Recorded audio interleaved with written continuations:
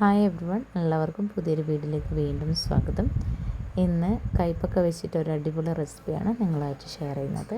അതിനായിട്ട് ഞാനിവിടെ ഒരു കൈപ്പക്ക എടുത്തിട്ടുണ്ട്. ഈ ഒരു ടൈപ്പിലുള്ളത് എടുക്കണം കേട്ടോ. ഒരു പച്ചമുളക് എടുത്തിട്ടുണ്ട്, പിന്നെ ഒരു 1.5 സവാള എടുത്തിട്ടുണ്ട്, പിന്നെ ഒരു 3-4 അല്ലി വെളുത്തുള്ളിയും കൂടി വേണം കേട്ടോ. അത് ഞാൻ അവിടെ ചതച്ച് വെച്ചിട്ടുണ്ട്. അപ്പോൾ കൈപ്പക്ക നല്ല രീതിയിൽ ആദ്യം തന്നെ ഒന്ന് കഴുകി എടുത്തിട്ടുണ്ട്.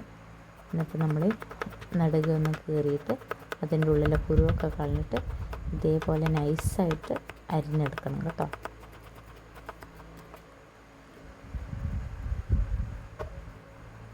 അപ്പോൾ എല്ലാ പാവയ്ക്ക് ഞാൻ നൈസായിട്ട് അരിഞ്ഞെടുത്തിട്ടുണ്ട്. ഇനി അതിലേക്ക് കുറച്ച് ഉപ്പും കൂടി ഇട്ടിട്ട് നല്ലപോലെ തിരുമ്മി വെക്കുക. ഇങ്ങനെ ചെയ്താൽ കൈപ്പക്ക ഒട്ടും കയ്പ്പുണ്ടാവില്ല കേട്ടോ.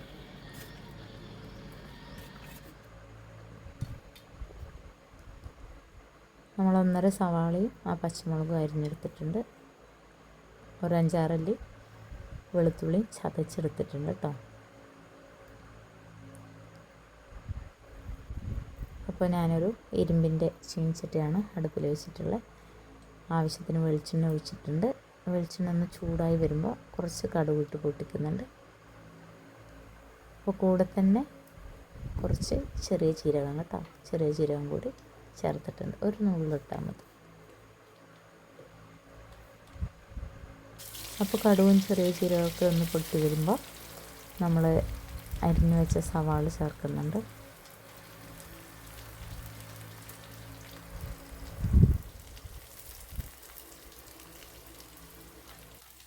അപ്പോൾ കൂടെ തന്നെ നമ്മൾ പച്ചമുളകും വെളുത്തുള്ളിയൊക്കെ ചേർത്തിട്ടുണ്ട് കേട്ടോ. എന്നിട്ട് നല്ലപോലെ ഒന്ന് ആക്കി യോജിപ്പിക്കുന്നുണ്ട്. ഇത് നല്ല രീതിയിൽ ഒരു ഗോൾഡൻ ബ്രൗൺ ആവുന്ന വരെ നമ്മൾ വഴച്ചെടുക്കണം കേട്ടോ.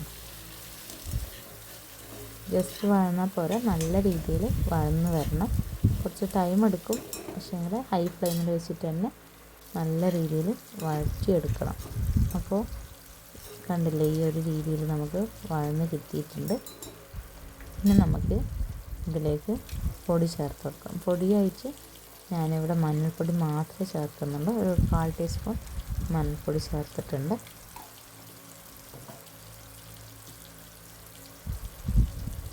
ഇനി നമ്മൾ അരിഞ്ഞു വെച്ച പാവയ്ക്ക ഉണ്ടല്ലോ, അപ്പോൾ ഉപ്പ് തിരുമ്മിയിട്ടായിരുന്നു നമ്മൾ വെച്ചത്. അതിൻ്റെ വെള്ളം ഒന്ന് ഊറ്റിക്കളഞ്ഞ് 2-3 തവണ നമ്മൾ പച്ചവെള്ളത്തിൽ നല്ല പോലെ വാഷ് ചെയ്തിട്ടാണ് ഇട്ട് കൊടുക്കുന്നത്. എന്നിട്ട് നല്ല രീതിയിലൊന്ന് ഇളക്കി എടുക്കുന്നുണ്ട്.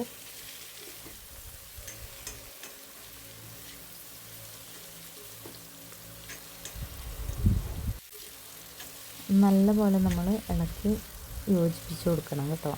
സവാളയും പച്ചമുളകും അതേപോലെ കൈപ്പക്കയും എല്ലാം ഒന്ന് മിക്സായി വരണം.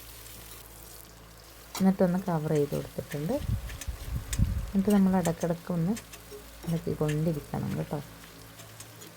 അപ്പം നല്ല രീതിയിൽ കൈപ്പക്ക വെന്ത് വരണം.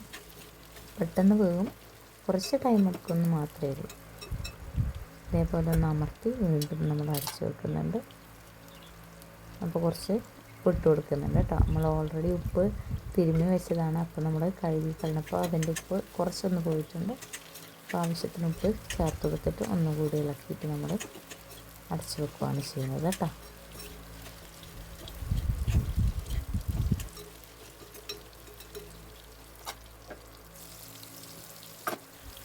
അപ്പോൾ ഇങ്ങനെ ഒരു 3-4 തവണ ഞാനിങ്ങനെ എന്താ പറയുക, അടച്ചു വെക്കുന്നു, തുറക്കുന്നു, ഇളക്കി കൊടുക്കുന്നു. അങ്ങനെ ആ ഒരു പാവക്ക ഉടഞ്ഞ് വരുന്ന രീതിയിൽ നമ്മൾ ഇങ്ങനെ ഇളക്കവും അടച്ചു വെക്കുകയും ഒക്കെ ചെയ്തുകൊണ്ടിരിക്കണം. കുറച്ച് കറിവേപ്പിലയും കൂടി ചേർത്തിട്ടുണ്ട് ലാസ്റ്റ് കേട്ടോ.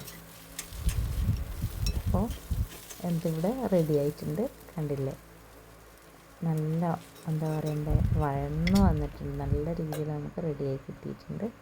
നല്ല ടേസ്റ്റാണ് കേട്ടോ. നമുക്ക് ചോറിൻ്റെ കൂടെയൊക്കെ കഴിക്കാം, ചപ്പാത്തീൻ്റെ കൂടെയും കഴിക്കാം. പക്ഷേങ്കിൽ അതുണ്ടാക്കുന്നൊരു മെത്തേഡ് മാറ്റാണ്. ഇത് നമ്മൾ ചോറിൻ്റെ കൂടെ കഴിക്കാൻ വേണ്ടിയിട്ട് ഉണ്ടാക്കിയതാണ്. അപ്പോൾ ചപ്പാത്തീൻ്റെ കൂടെ കഴിക്കാൻ ഉണ്ടാക്കുന്ന ഒരു രീതി ഞാൻ വേറൊരു വീഡിയോയിൽ അപ്ലോഡ് ചെയ്യാം. അപ്പോൾ ഇതുണ്ടാക്കുന്ന സമയത്ത് നമ്മളൊരു 1/4 ഗ്ലാസ് വെള്ളം തളിച്ചിട്ടുണ്ടായിരുന്നു. അത് ഞാൻ പറയാൻ വിട്ടുപോയി. അപ്പോൾ നിങ്ങൾ ഉണ്ടാക്കുമ്പോൾ ഒരു കുറച്ച് വെള്ളം ഒന്ന് തളിച്ച് കൊടുക്കണം കേട്ടോ, ഒരു 1/4 ഗ്ലാസ് വെള്ളം ഒന്ന് തളിച്ച് കൊടുക്കണം. അപ്പോൾ നല്ല ടേസ്റ്റാണ്, ഒട്ടും കയ്പില്ല, കുട്ടികൾക്കൊക്കെ ഇഷ്ടമാവും. എന്തായാലും നിങ്ങളൊന്ന് ട്രൈ ചെയ്ത് നോക്കി ഫീഡ്ബാക്ക് അറിയിക്കണം. അപ്പോൾ അടുത്ത വീഡിയോയിൽ കാണുന്നതുവരെ എല്ലാവർക്കും താങ്ക് യു.